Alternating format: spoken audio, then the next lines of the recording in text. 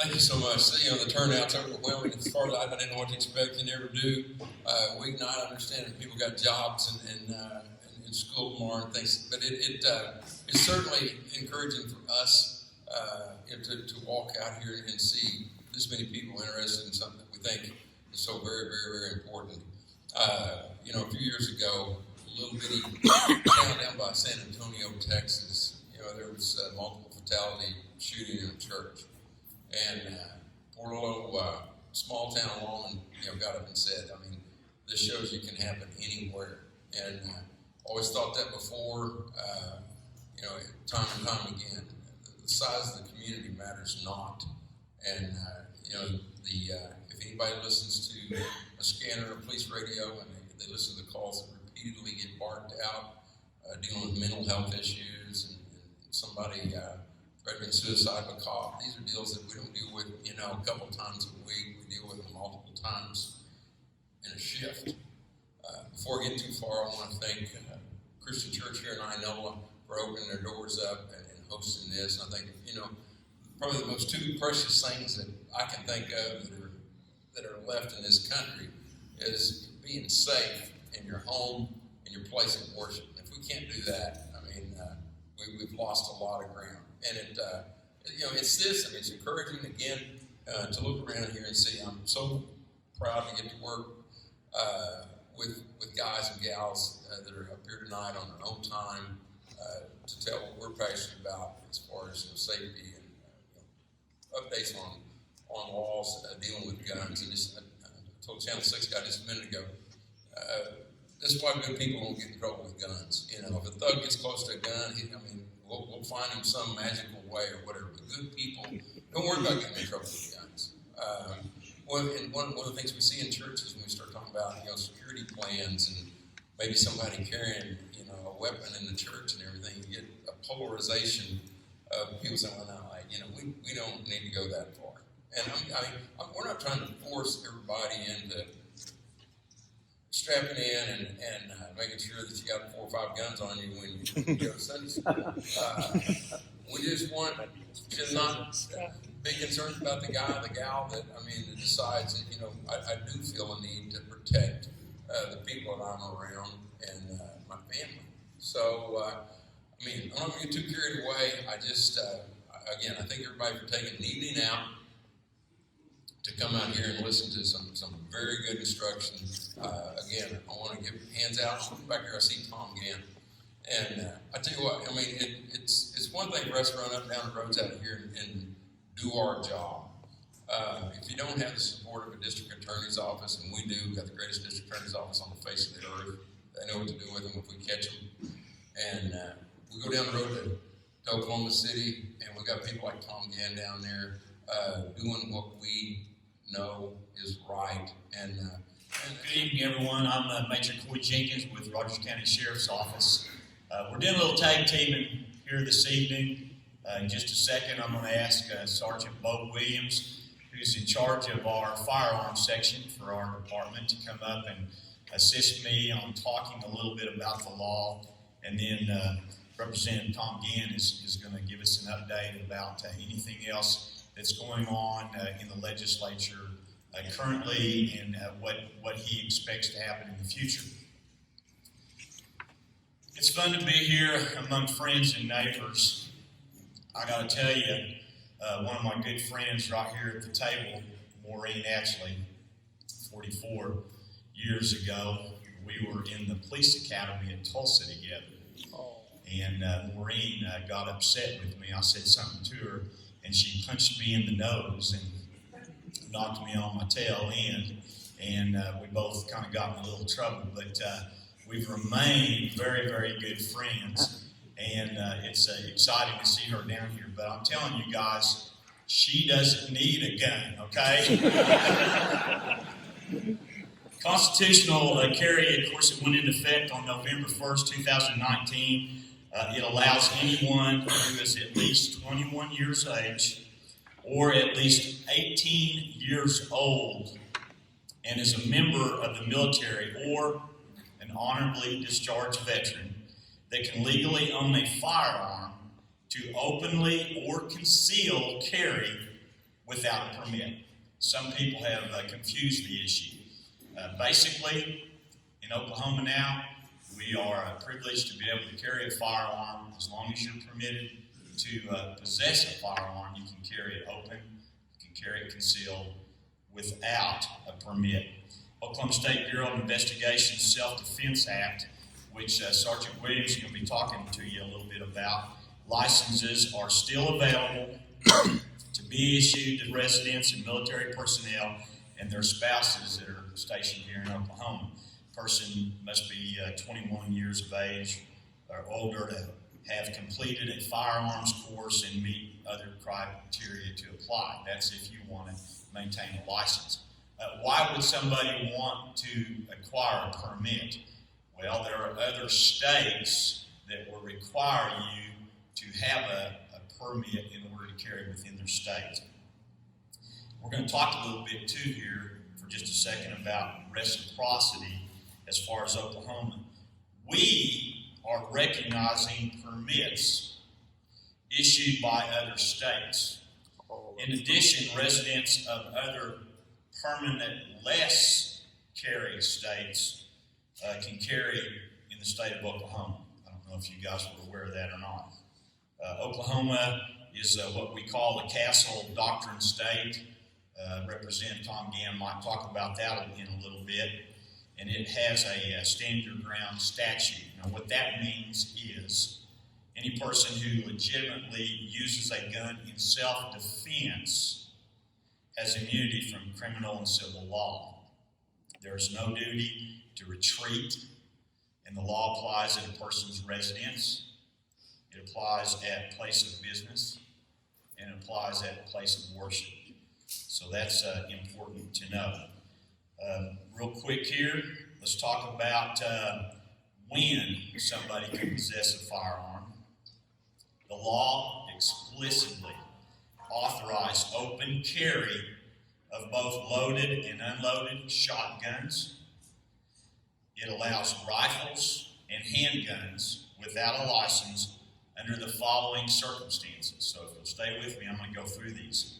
When hunting animals or fowls, during competition in or practicing in a safety or hunter safety class, target shooting, skeet, trap, or other recognized sporting events, during participation in or in preparation for a military function of the state military forces to be defined as Oklahoma Army or Air National Guard, federal military reserves as well, and active military forces. Also, during participation in and preparation for a recognized police function of either a municipal, county, or state government as functioning police officials. So, we get to carry ours. During practice for or performance for entertainment purposes, and for lawful self-defense, self-protection, or any other legitimate purpose in or on property that is owned, leased, rented, or otherwise legally controlled by the person. Sergeant Williams, if you could come up now, Bo, and talk a little bit, give us a little bit of information as far as the Self-Defense Act. And again, let's hold our questions. If you've got something you want to ask, make a little note of it, and we're going to catch up when we're all finished. So the SDA, the Self-Defense Act, how many of you in here have your SDA license or plan on getting it? Okay. So how many of you that have already been through that saw that as training? 0. Okay. There's a little familiarity with your firearm and you shoot 50 rounds. There's not really a whole lot to it. If you're going to carry, whether it's constitutional carry, and I don't like the word constitutional carry, because we don't have a constitutional right to free speech. It's free speech. It's our rights. Second Amendment, I'm a constitutionalist first and foremost, and I don't think there's any bigger constitutionalist as far as the Second Amendment goes than Sheriff Walden. Firearms instructor, have been for almost 25 years. Big waterfowl, upland bird hunting, I cherish my Second Amendment rights. I do. And if you think there's law enforcement going to red flag and we're going to take your guns, it's not going to happen. At least not in Scott Walton's county, I can tell you that. So, talking about the SDA and constitutional carry, there's a lot that are pretty well similar. You can go to the same places, you can't go to the same places. You can't go to sporting events that are paid for. You can't go to a lot of school sport. You can't go to school sporting events. You can't go on school property. You can have your gun in the car, but you can't get out with it. So we're going to touch back on that here in just a minute too. There are states that you can't go. We talk about going into other states that do and don't have the SDA or constitutional carry. You have to be real careful about that when you're crossing borders in other states. You need to be aware of that. That's what the SDA license allows you to do versus constitutional carry. So, going back a little bit to leaving the guns in the vehicle, and we'll get to some of that in a little bit further. We're seeing a huge increase. So if you guys are constitutional carrying now and you decide to put a gun in your vehicle, larceny from vehicles is higher now than it ever has been in the history of our county. Guess what they're stealing out of cars? Guns. They're stealing your guns, guys. And then that creates a problem because they're on the streets and good people don't break into cars and steal guns, so they're in the hands of the bad guys. And we have to deal with that. So keep your guns secured, keep them put up, take them in your house with you, or get a lockbox that's a good lockbox and put it in your car. Major Jenkins talked about the constitutional carry that has gone into effect. There's another side to it too as far as long guns. You can actually walk around with an AR-15 or a 12-gauge shotgun slung as long as you're not carrying it in a threatening manner. So we're not really seeing a lot of problems with that, people abusing that. However, we are probably going to respond to that if someone calls us and says, hey, there's somebody walking down Highway 66 with an AR-15 strapped to his back. However, they have rights as well as you guys do, and your fear doesn't trump their constitutional rights. It just doesn't. So we are going to respond to that call. We're going to check it out, and we're going to see. We may or may not even make contact with that individual, depending on what their demeanor is and what their body language is and how they're carrying the weapon. Same thing with a shotgun. So keep that in mind if you see somebody, and that's one thing that I do not like is open carry, because you get everyone's attention. Whether it's good or whether it's bad, you get everybody's attention. And you think about it from a tactical aspect, and that's why I think of everything in a tactical manner. Is why are we doing this? What are we doing before? It's just not tactical. It's not. You're exposing yourself. You're letting everyone know that you're carrying. Besides that, there's a lot of people that their feelings are different than yours. They may not like that, especially when we're talking about sitting in a church. We have a lot of people on both sides of my church. They agree, they disagree. That's why we don't condone open carry, and we actually ask people not to. And there's a soft approach to that, and I can tell you how we did ours when we set up our security team. But we'll get into the church security side of it here in just a little bit. But I want to let the representative go ahead and talk a little bit. He's going to kind of talk about what's on the horizon for amendments, things that are coming as far as maybe changes to some of these laws and stuff. And then when we're done, we'll go kind of with questions and answers, and hopefully we can answer some of these questions. Good evening, everybody. Thank you all for being here. It's so good to see this kind of turnout, especially when involved with about our freedom here in America. And that's really what this is all about, is our freedom to defend ourselves, God-given freedom to defend ourselves through the Second Amendment.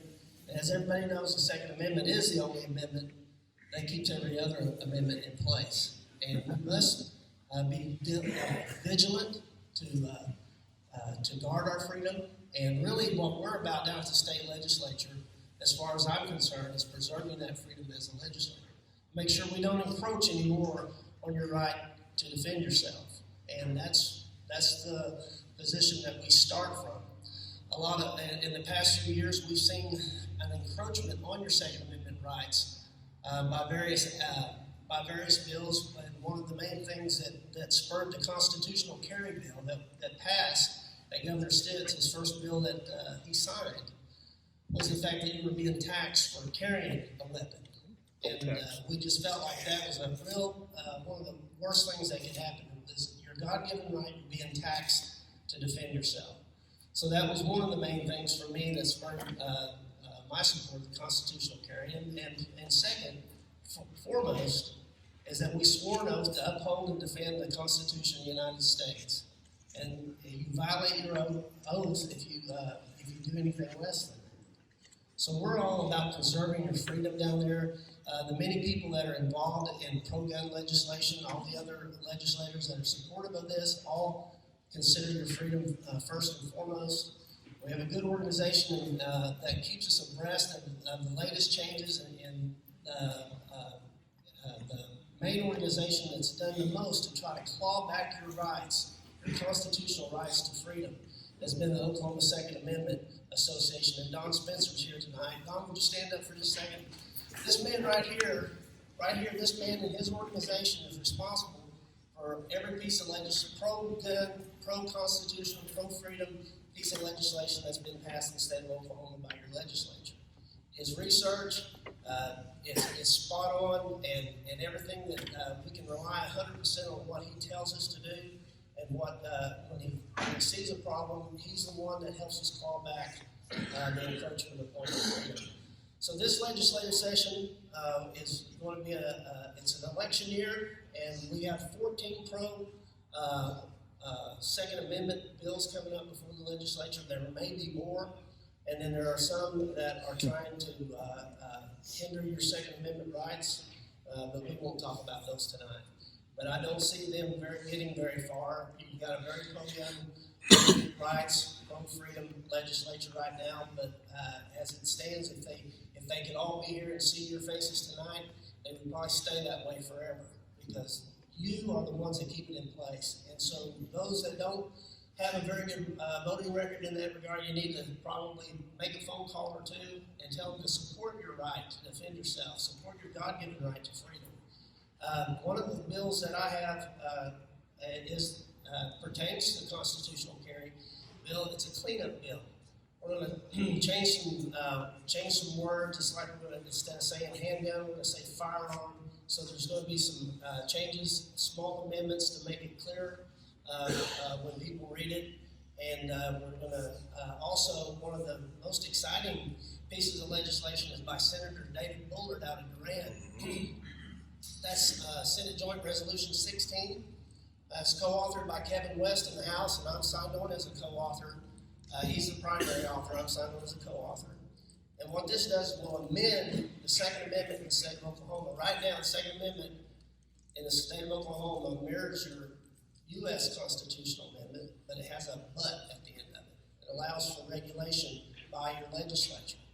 So to prevent something in the state of Oklahoma, like what's going on in Virginia, we need Senate Joint Resolution 16 passed to enshrine the Constitution as it reads in our state constitution, so the legislature cannot come back and tax you again for your right to keep and bear arms. So that's going to amend the Oklahoma Constitution, support and shore up constitutionally the Second Amendment here in the state of Oklahoma.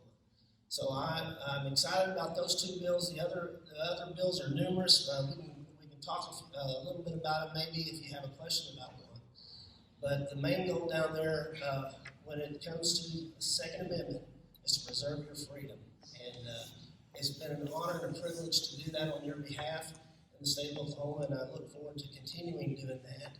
And rest assured that we will not ever back off your right to keep and bear arms.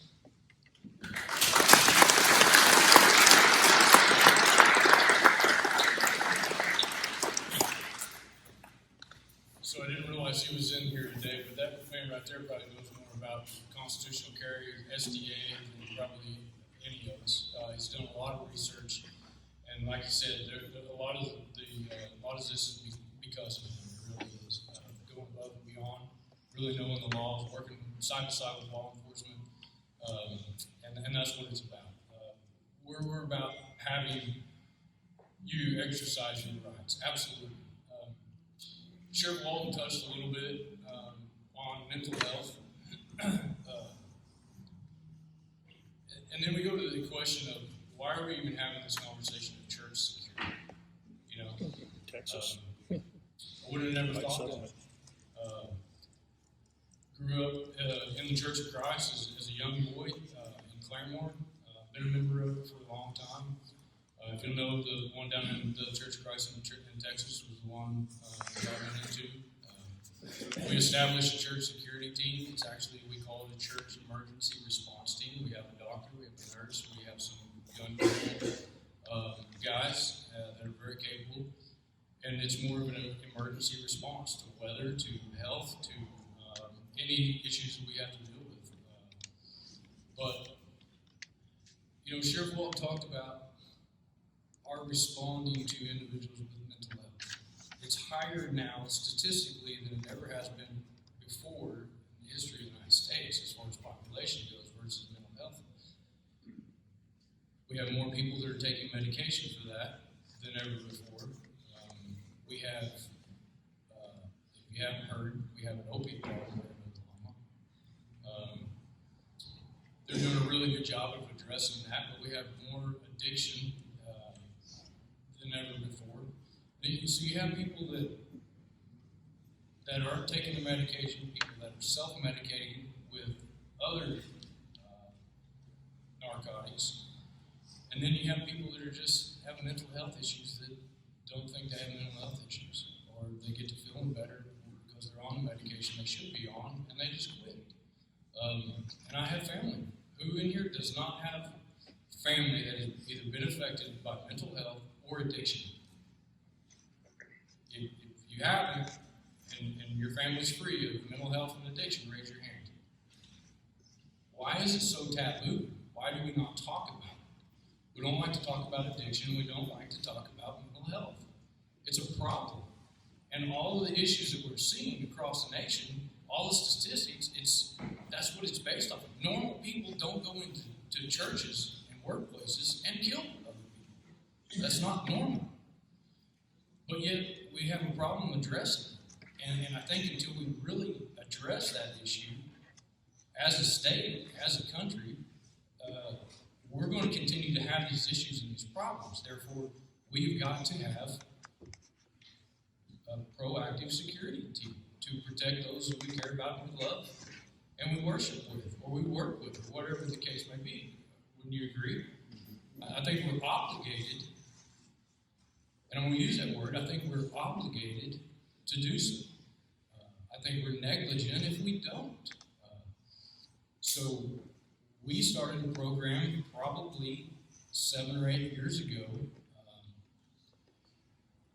in regards to security, responding to emergencies at our facility, and it's went really well. We've had some issues, and it's tested us.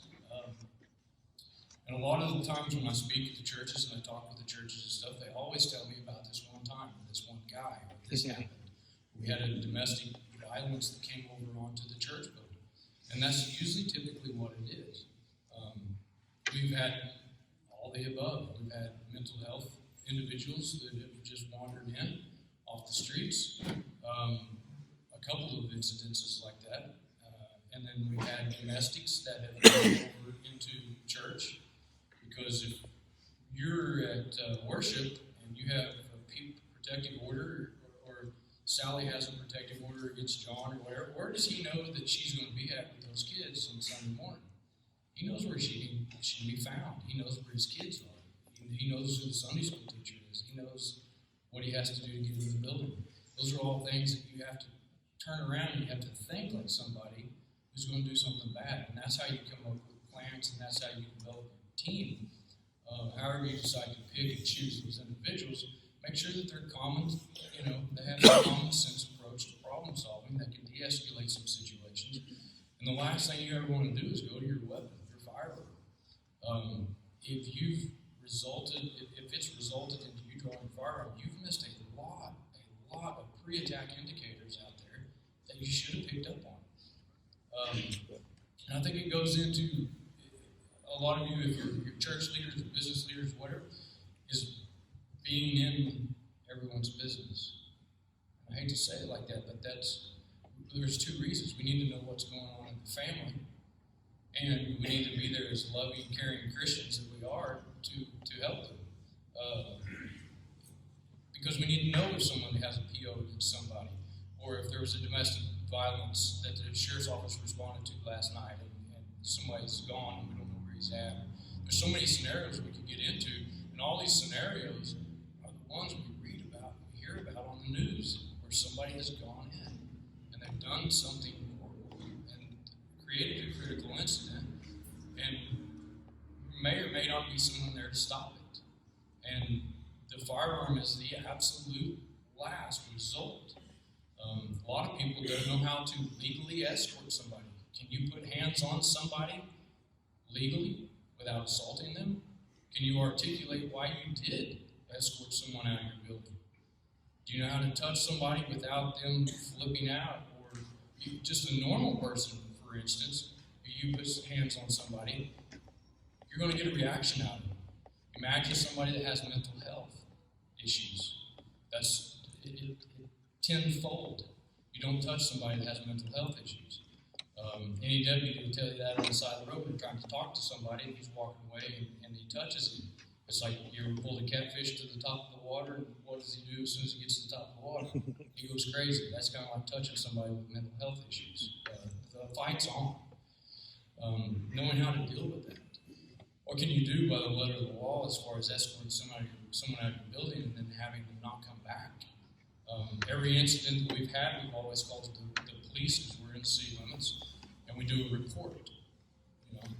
No one's going to gripe or complain if they got to come down and do a simple report, an information report, but get it documented.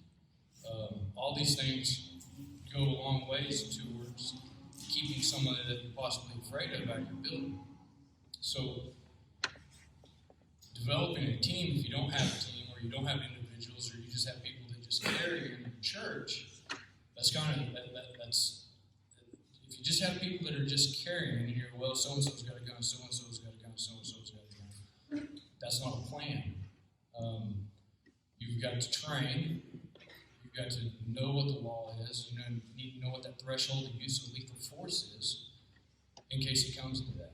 There is a lot to be said about developing a good team that you can really trust and put your faith in as far as protection goes. People have asked me about congregational training. That usually typically doesn't go well because you cannot train for an incident that you don't know how everyone's going to react. Everyone's going to react differently. Some people are going to lay down, some people get up, some people are going to scream, some people are going to run. If you watch that video from down in Texas, that is a perfect example of the mass chaos that's actually going to happen. Being able to train and keep level head and be able to get through that is huge in helping, but until you're put in that situation, people are going to react differently. I think we're so afraid of making a scene and disrupting something anymore that we let things go and let things escalate that should not have gone on. And I look at that video, and by no means, I'm not armchair quarterbacking that at all. I wasn't there. I wasn't in the middle of it. I don't know what led up to him being in there. And I'm just using that one as an example because that's the most recent one. That's the one that sticks in my mind. There's a lot of pre-attack indicators there. He was upset because they wouldn't give him food from the food room. He'd already cussed a couple of people out because they wouldn't give him what he wanted as far as benevolence. Then he shows up and he's in a trench coat and he's in a beard with a wig on. I mean, you gotta have a conversation with that guy. And I'm not, by all means, I'm not picking on those guys. They handled the situation for what it was pretty good after it already occurred. But having the ability to de-escalate and observe those pre-attack indicators before it ever escalates is what it takes. What it takes. If you've gone to your gun and you are guns drawn, it's not going to end well, even if it ends well. You know what I mean? They lost 2 brothers down there. And that all happened in a matter of seconds. And there's an old saying that we're minutes away and seconds count. And there's a lot of truth to that. We can get there as fast as we can. It's not going to be fast enough. It's going to be over. We're after the fact. Law enforcement is after the fact. Very few occasions have we had to actually intervene in something and stop something serious. And we do occasionally, but most of the time it's after the fact. And we don't want to be after the fact. We need people like you that are level-headed, common sense approach to problem solving that are lawfully carrying firearms. Because there's an old saying that how do you stop violence? With violence. With more violence. And we live in that world. We do. We live in that world. So I encourage you to speak to your property owners, if you're a business, church leaders, get something going. Get some training, get you guys out there. Medical is huge because most of what you will deal with will be medical issues. Okay? People fainting, heart attacks, we've had it all. You know, we've seen it. That's mainly what you'll deal with, but you need to be trained for the worst, you know, and everything else is a little bit easier. But I think we're obligated. I really do. In this day and time, I believe we're obligated to have a team, have some people designated. And there's another side of that. We have a handful of guys, and it gets hard to focus on worship when you're constantly watching and observing. So you don't want to burn those individuals out. So you want to find as many people as you possibly can. Not everyone needs to be carrying guns. If they don't feel comfortable doing it, they don't force them to. Women are great observers. Whether we like to admit it or not, they're a lot better than we are at observing little details. My wife can tell you every Sunday morning who's having a good time and who's had a bad morning. You know, she pays attention. I think we're obligated to put a group of people together that can share some responsibilities where you don't have the same people doing it over and over again. Because it is hard to get in the mindset of worship when you're focused on everyone else's protection. So just keep that in mind. You guys are reaching out for people. Go ahead. Sarge, I want us to talk a little bit here as well about being a responsible gun owner, since we're going to have more people carrying firearms, and Sarge has already expressed a concern that he has about training, but let's go over some of these things. We think it is very, very important that you keep your firearms properly secured. When the legislation put into effect these laws, there were certain things that they had intended. One of those was unconcealed handgun. They actually defined it to include any handgun carried upon the person in a belt or shoulder holster that is wholly or partially visible, or carried upon the person in a scabbard or case designed for carrying firearms that is wholly or partially visible. How many times have we Google searched open carry, and you can see people that have a firearm, a picture of it, sticking in their pocket? We have a concern about that. I know I personally witnessed a gentleman in Walmart a couple of weeks ago that had a shoulder holster and it was not properly secured. and he reached down to pick something up off of a lower shelf, and his firearm fell out of his holster. That would certainly be a concern. I'm sure that everyone would share with us as well. We also advise you to let us know if you come in contact with us and you are carrying or you possess a firearm in your vehicle. It's not required by law like it used to be. But I think we're all in agreement, and if you think about it, it makes sense. Sure, we're trained that any time we deal with somebody, we need to effectively be dealing with them as though they have a firearm. But it's a lot more likely that we're going to deal with you a little bit more professionally and in a nicer manner if you volunteer the fact that you have a firearm. Does that make sense? Is that wrong? Oh, yeah. So we would ask you to please do that for us. Separating yourself from a firearm in the event of an active shooter. Greg Partney in the back, Deputy Greg Partney, has been providing a lot of active shooter training in our churches. And we go through scenarios. If you ever, heaven forbid, have an active shooter situation, whether it's at school, whether it's a place of worship, a business, or whatever, and you decide to take action with your firearm, or if you retrieve the firearm from the bad guy, separate yourself from that when we arrive on the scene. And I'm sure, again, you can understand why. We have no information about what's occurring before we arrive on that location, and we're looking for the person or persons that are exhibiting a threat, and that is in possession of a firearm. So please keep that in mind. Acquiring appropriate training, encouraging others to acquire appropriate training.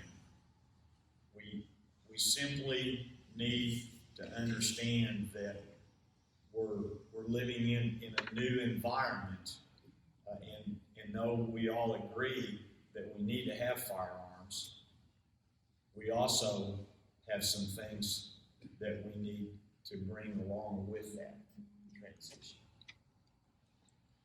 Equipment is huge.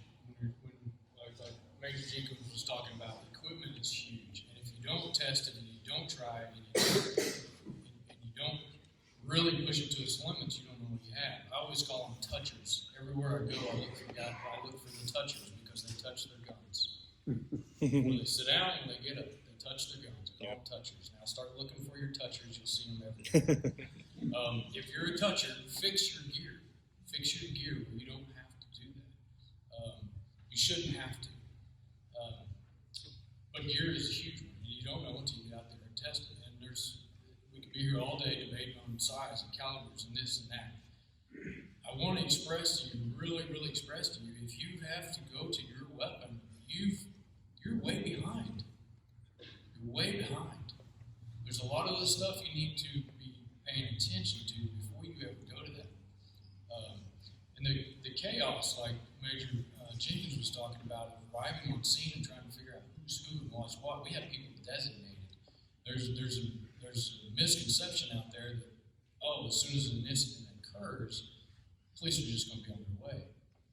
You know how many critical incidents go on for minutes and minutes and minutes, and everybody else thinks that someone else thinks that they called 911, and we don't even have first responders coming in. It's 5 minutes into a critical situation that's been over with for 3 minutes. Designate someone, more than one. We have about 3 people that is your job. Is get law enforcement here, give them descriptors of the good guys, and give them descriptors of bad guys. Because those scenes are absolutely chaotic when you're arriving as far as law enforcement goes. 2015, we responded to RSU. We were just having law enforcement right down the road. We responded to an active shooter at RSU, if you all remember that. We arrived on scene, and it was mass chaos. There were students running out of buildings at night. There were parking lots where they were dark. And here we are trying to figure out who's who and what's what. And that was actually a domestic violence situation that had carried over onto the campus. And we were trying to make sense of all that. And that's a very scary feeling. And it's not a scary feeling as far as us, as like in harm's way. It's a scary feeling because we can't get to where we need to go and figure out the solution as fast as we want to figure it out. Does it make sense? There was another situation in a travel park where two drunks were shooting flies on a travel trailer door with a 45. That was interesting. If you don't think you can hide behind this mic stand, I promise you when people are shooting at you, you can. But the chaos of figuring out, it's not always, hey, there's a good guy, there's a bad guy, or there's our bad guy, we need to take out the threat. Most of the time it's mass, absolutely mass chaos, and you have to make sense of that. And you have to figure out what's going on, and you have to address that with a common sense approach to figuring that problem out. How are you going to do that? If your mind's never been there before, your body's not going to go there. It's just not. I promise you, the gentleman that shot the eagle, as he says, and I'll say that as well, in Texas, I promise you he's had that scenario played out in his head 1,000 times, as have I. And it's sad that we have to play those scenarios out in our head, but we do. Now, there's a flip side to that too. We have to have the ability to back up what our thought process is. And you have to know what your capabilities are. And that just comes with being around individuals who you're going to be around. What are they capable of? What am I capable of? What is he capable of? Know your limitations. That's huge. Know your limitations. My dad's 76 years old. He's been carrying a gun long before you were ever supposed to carry guns. I promise you. He's very capable, but he knows his limitations. He says, boy, he said, I'm probably not going to shoot nobody at 20 yards, but I'll tell you, I can be a pretty good bullet trap so that people who need to do what they can do what they need to do. That's knowing your limitations right there and knowing where your place is. And there's a lot to be said for that. Know your place. Know your limitations. We could speak on training as far as church emergency response teams for 8 hours. There's a lot to that. But then again, there's really not a lot to it. I know that sounds contradictory, but get something started. Find some level-headed individuals that want to serve in that capacity and get something going. It's not going to be perfect, and it's going to change about a dozen times before you think it's perfect, and then it's not going to be perfect because an incident's going to happen, and then you're going to fix it again. Does that make sense? And that's all you can do. That's all you can do. We've changed things, I don't know how many times. Hey, that's probably not a good idea. Let's fix this. We fix it. We have an incident occur. Hey, that's not a good idea either. Let's fix it. That's the only way you're going to know is establish a program, get it set, get it going forward, get your administration, your owners, your church leaders behind you, backing you. That's huge. And just move forward with it. What would you like to? I think at this time, we've been going along about 45 minutes, and I know that you'll have a lot of questions. So let's have Representative Tom Gann join us up here. I'm going to ask Greg Partney, Deputy Greg Partney, to come up. As I said, he's been providing some active shooter training, and you may have some questions about some what-ifs there. So feel free, and Steve Cable, pastor, will have a microphone. If you'll hold your hand up, he'll move to you with that microphone. That way everybody can hear what's going on. Major Jenkins, I do have one to begin with. I know there's a lot of similarity and a lot of questions about posting. We are posted here at the church. We had questions with people coming in. Be considerate, no open carry, except for law enforcement. Can you explain what can a business or a church, how do we respond to someone who comes in if we're posted with an open or no open carry sign? That's your policy. If you choose to do so, and they disobey that, you can absolutely get us involved, and we can do an escort for you. And that may be the better approach, I would say, is probably go ahead and the last thing we want to do is deny somebody to come in and hear the word of God. But that's where we're at. That's where we're at. So by all means, I would say contact local law enforcement, ask them to do just a removal. If they get upset, if they get combative in any way, then we can actually do a trespass and have them not come back. And then if they violate that, then we have other options to go from there. That was some of the questions that have been asked. How do we respond to them? Carrie, I saw you too. I'm an active American. I do a lot of traveling. And is there a place on the internet where you can check and see if our licenses are good in that state? Because like one place we go to, they had 31 shootings within a mile in 2018 when I was there. In fact, I sat there 4.5 hours because a person got shot. Well, I'm responsible for this other family, not mine. And when I take them up there, so I want to carry my pistol, but yet I got online and they said that they didn't honor it. Well, I left the pistol home. I got up there and run them to Highway Patrol, and he said, yes, we do honor it. So where do I go to find this out?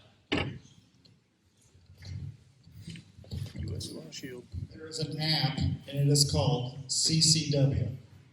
And you can click on the state you're going to, and it's still up to you to make sure it's absolutely right, but it does a very good job of informing you from state to state where you have reciprocity with, and also the things of whether you can carry your gun into a restaurant that serves alcohol or not. Some of those little things that might get you in trouble, it'll keep you away from that trouble too. How do you? Oh, it's a nightmare, sir. That means you have to go in and ask the state. No, it's actually better that you go right here, starting here, and obviously when you deal with law enforcement, and these guys will tell you all day long, if you're respectful to them and stuff, they're going to make sure you're not, unless you're in New York City, of course. That's California. And they keep that pretty well. That app, they keep that pretty well updated as far as where you're going and like you said, what you can do, where you can go. That's updated because a lot of people rely on that, so they're pretty good about keeping that updated.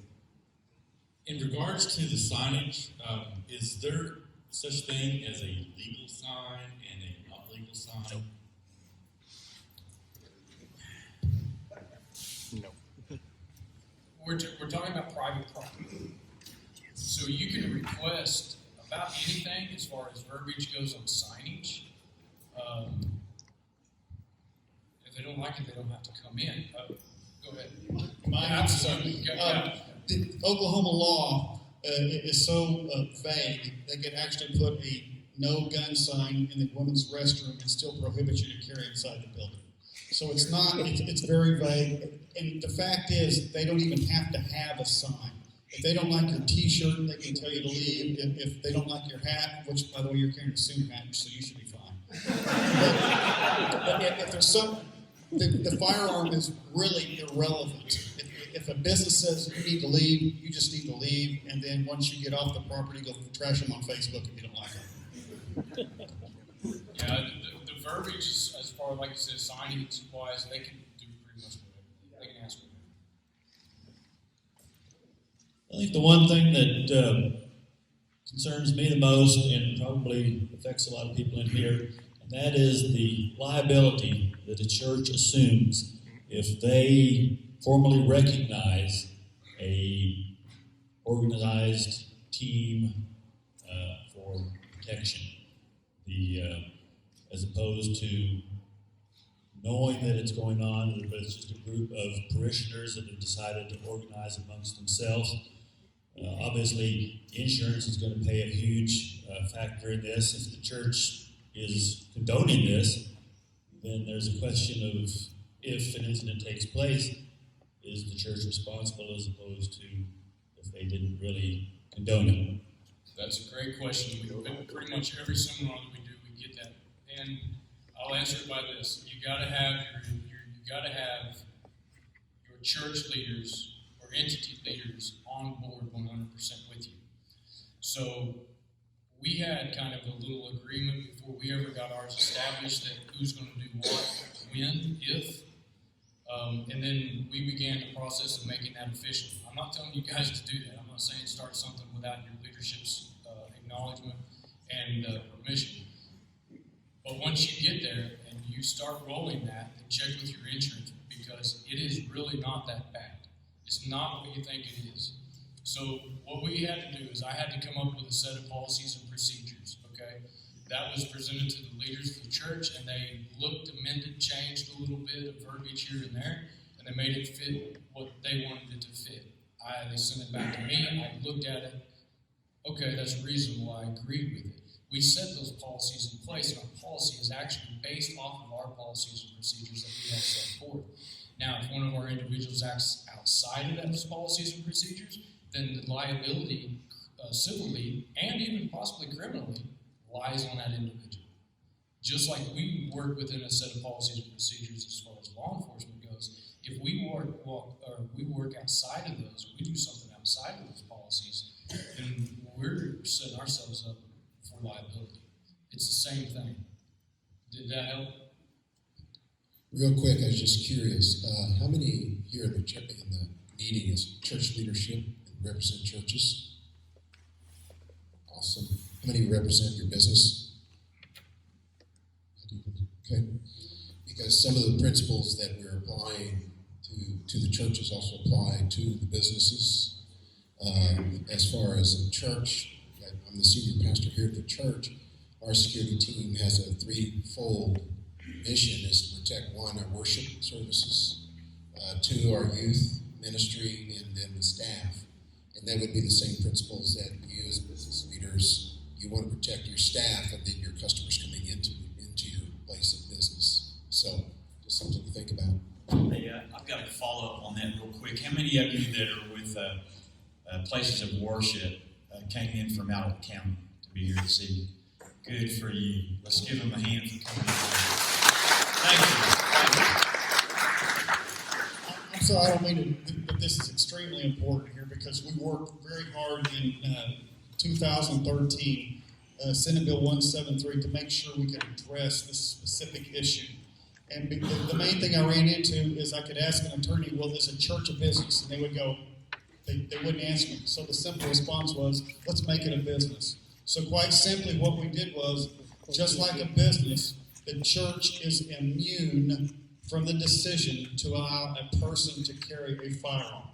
Now, that doesn't mean someone won't try to sue you, but at least you have the law up front of protecting you, because our objective was to make sure that just someone came in and started spraying bullets and Granny jumped up on the third row and shot this guy, that someone did not sue the church out of existence. That was our main objective. But what we did do, that anyone that discharges a firearm is responsible for that bullet until it stops. It's on you. It is not on your church. So just keep that in mind. And just like anywhere else, you release that bullet, it's on you. So, like I said, we make sure because just the thought of a church being sued out of existence because of a self-defense act is just absolutely against God's word.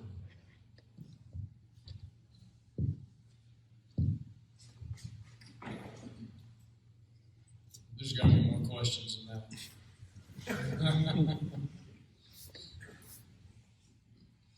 No?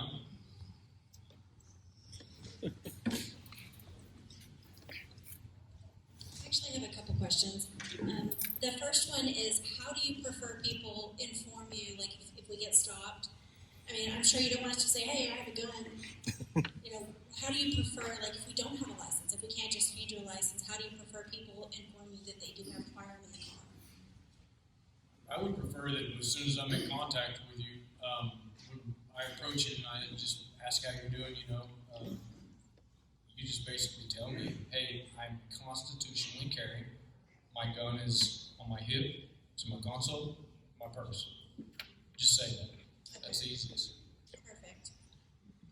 I don't know any of my partners or any law enforcement within this county, municipal or county otherwise, that's going to have an issue with you saying, hey, I've got a gun.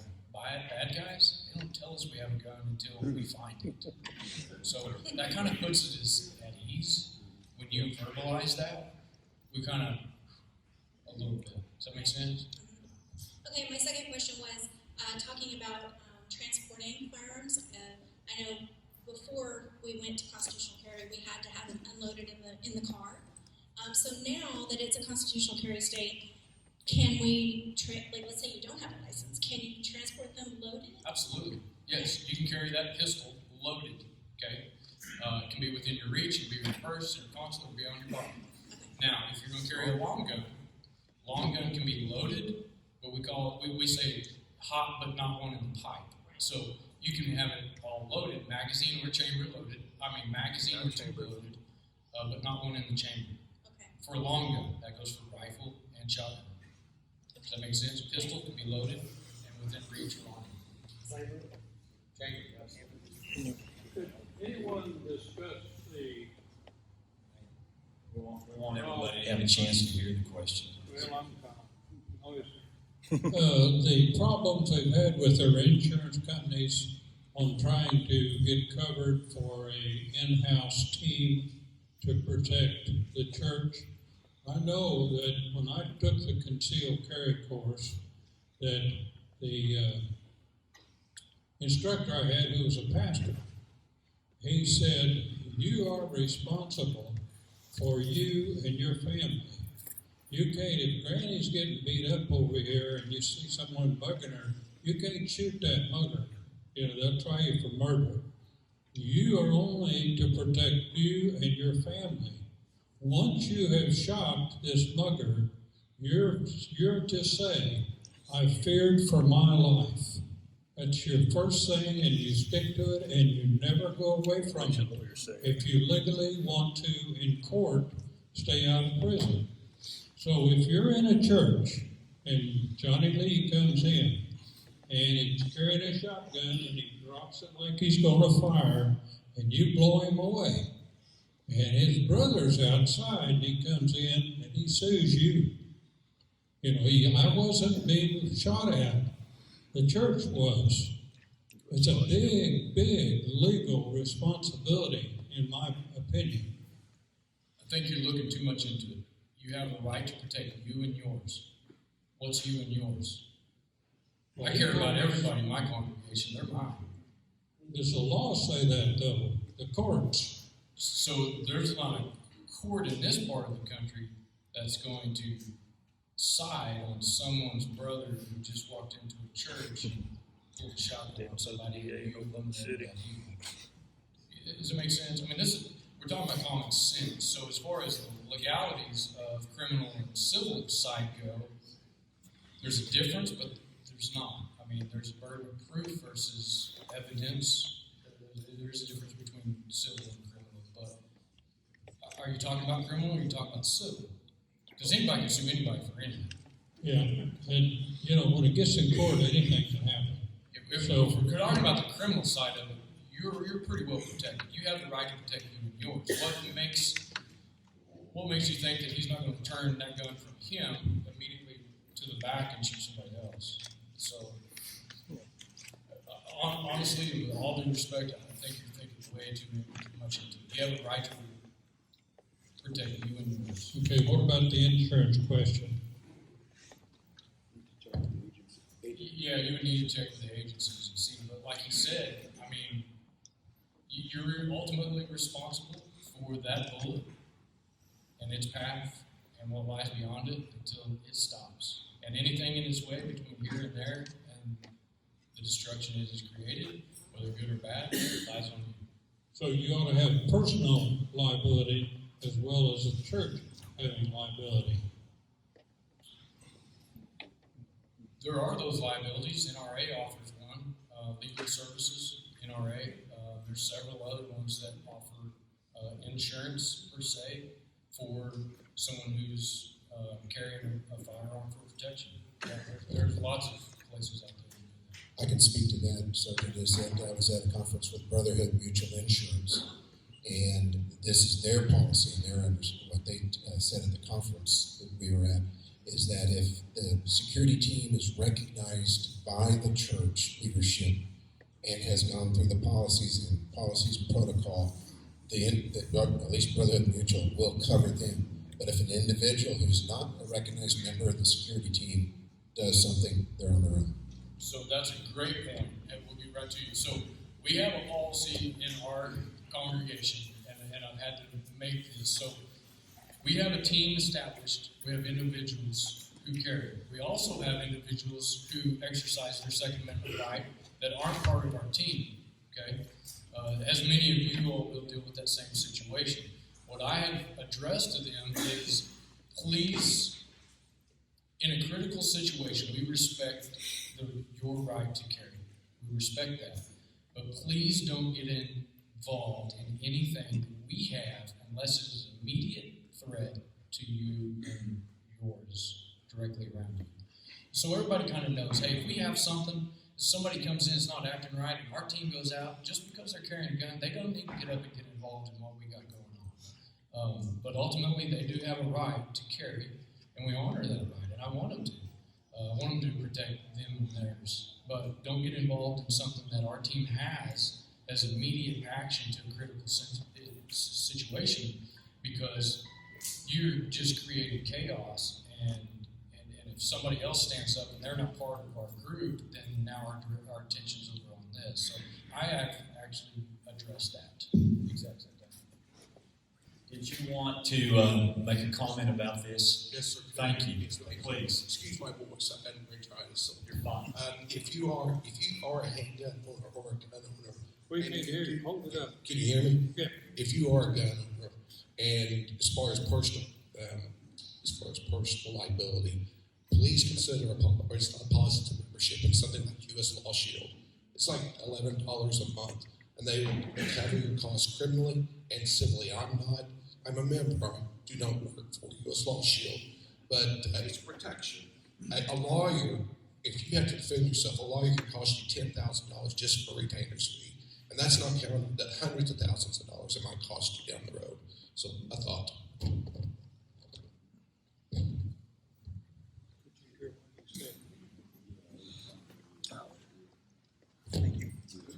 Yes, my question is for our state representative.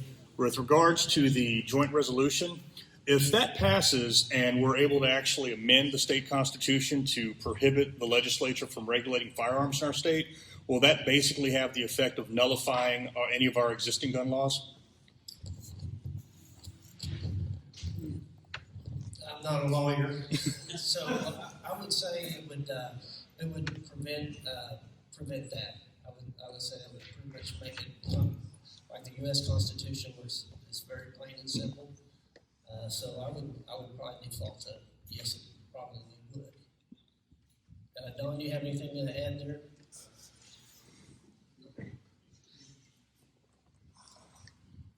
Basically, the only way to nullify it would have to be through court actions.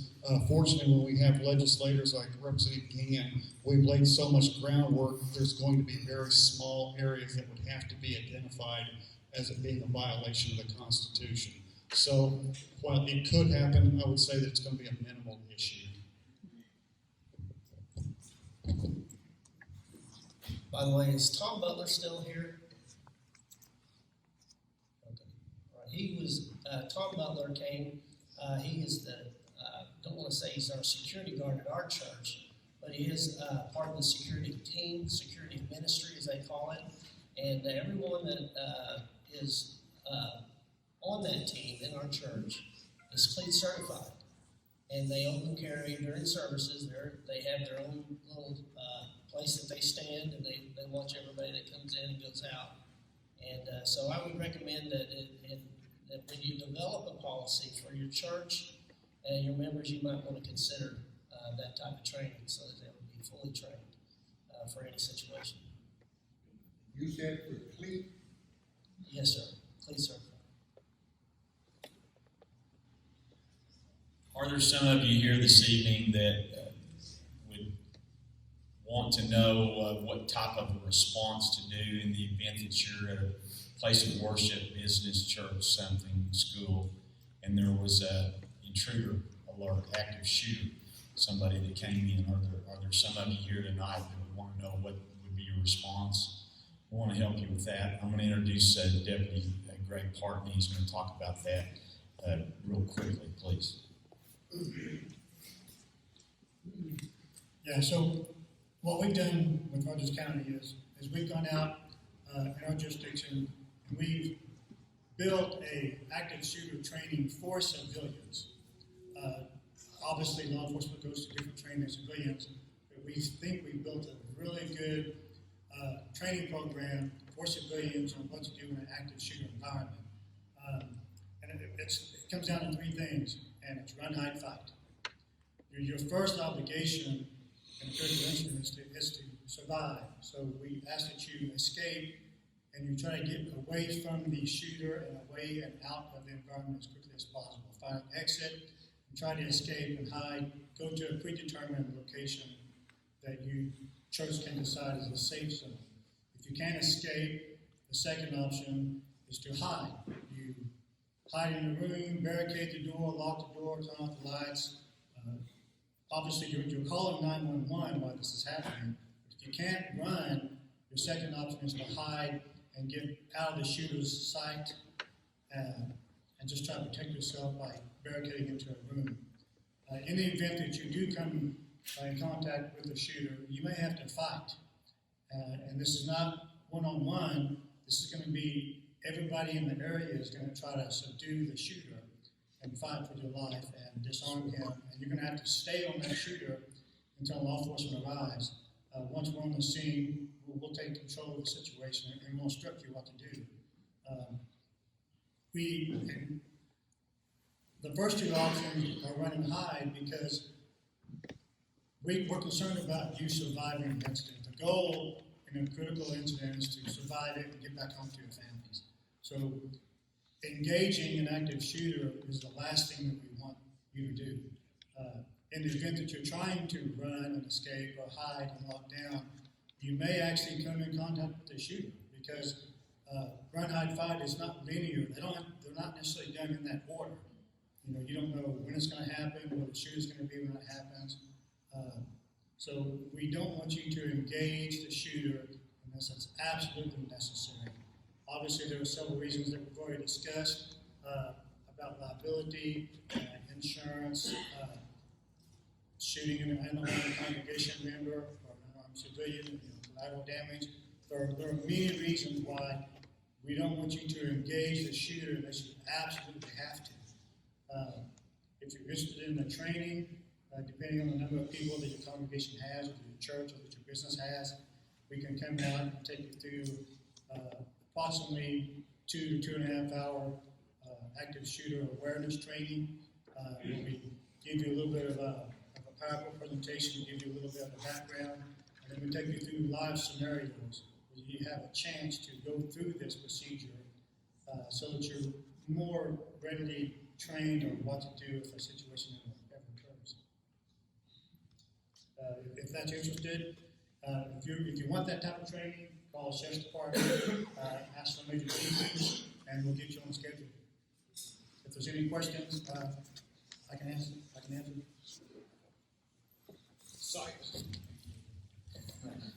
Site security goes a long ways for that. So life safety and site security, as far as having your building set up in the right manner, it is a huge deal too.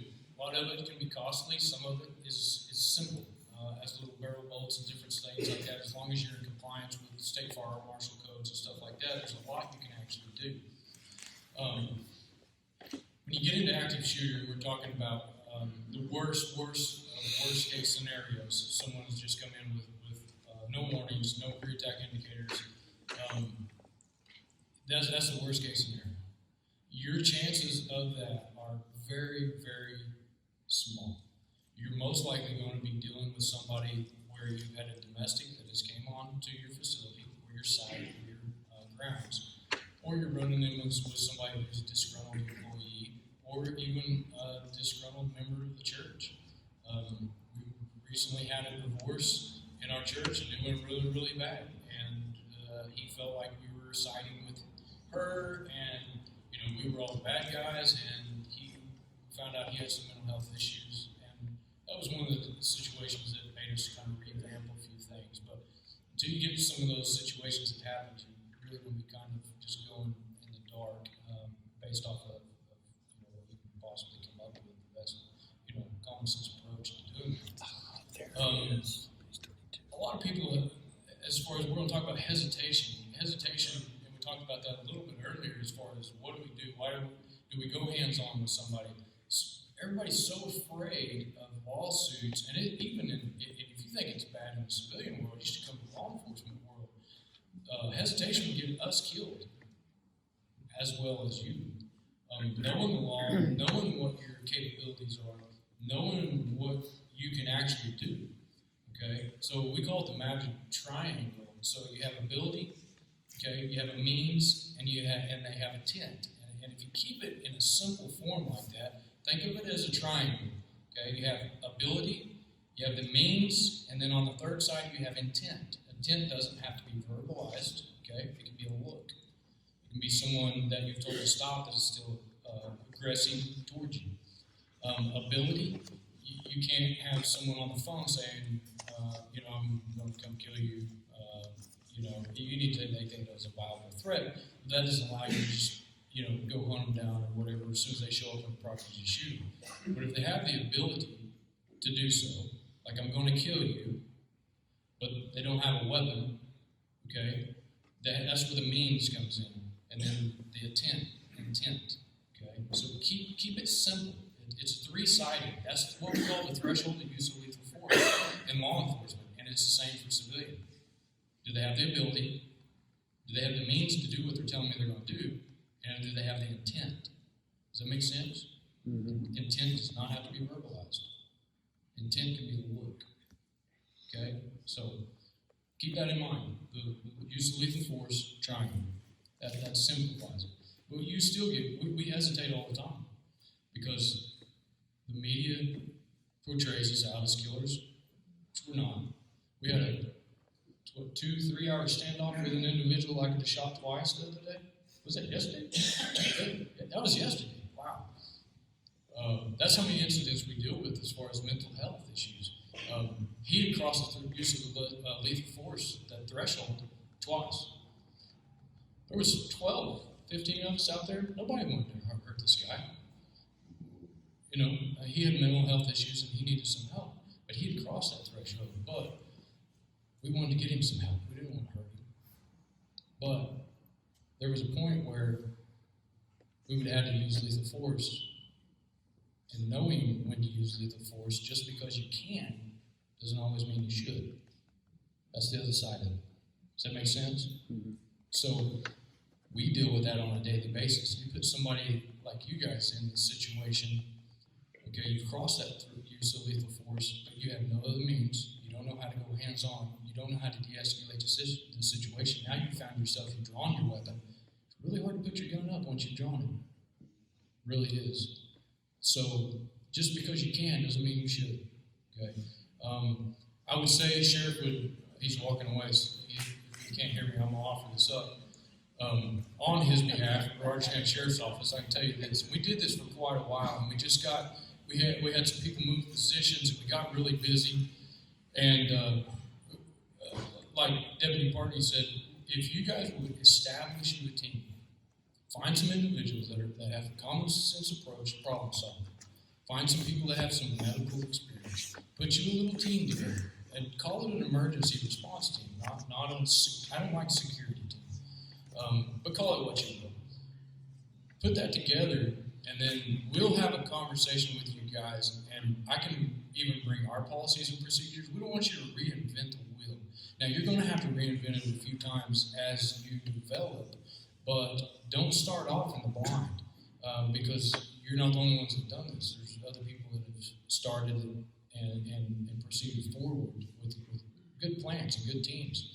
So I think the sheriff would be in agreements to this. If you guys put a team together, we'd be more than happy to come out and discuss your conditions you're building, your site security, your life safety, and your team, and go forward with that as far as helping you if we possibly can. Take it with what you want, but I think we can help you with that.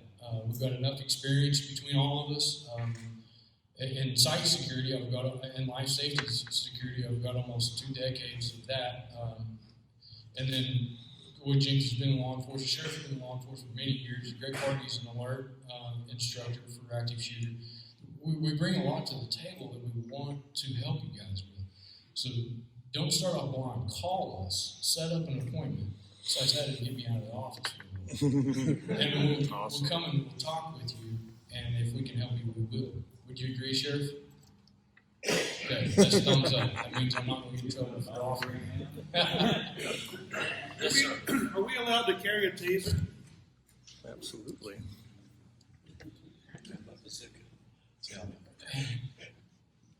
Absolutely. My question is why? Where I work, we're not allowed to have a firearm. Perfect. But That's to go from the parking lot to the building, and this is in Tulsa, there's a lot of homeless that travel, mental health issues, and we've had some situations. Absolutely. Taser, pepper spray, and if you work late, I'll tell you probably one of the best deterrents you can possibly have is a really bright flashlight. Thank you. But on anything that you carry, no matter what it is, understand that you introduce that to a situation. So like when we arrive on a scene, there's at least one gun there, ours. So you got to be ready to make sure that they don't take possession of that because they can use it on you. I want to call Sheriff Walton up to close out this evening. We can't say enough in our department about the extraordinary leader that you guys elected and brought to us, and I know you share the same sentiment that we have no doubt one of the greatest sheriffs anywhere in the state of Oklahoma. Would you not agree?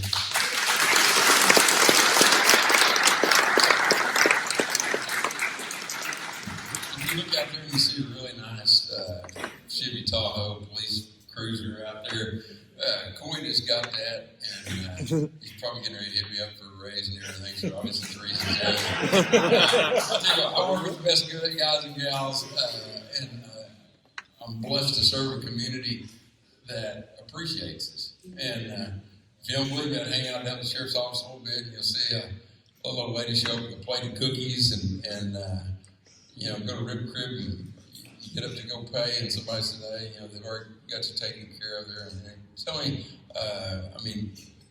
that's appreciated. And, we're all doing a job here in the community that makes it easy to do this job. And if you look around the country and follow some of the stories that I do, you find out that, it's not that way everywhere. We're blessed to serve where we serve right now. And, we put a lot of information on you in a very short time, and we've already violated the terms of our contract by not getting you out of here at 7. But let's take this, one step further. We'll come back. We'll go again. We'll go to another church. The dynamics of tonight to bring people in. I look out there and I see a band from Foyle and a man from Owasso. That we all get together here and share this information. Take it back. Use it. If we need to, again, I don't care if people are from Wagner, Mays County, wherever. This is information that we need to get out for the good of the order. God bless you all for being here. Thank you so very much.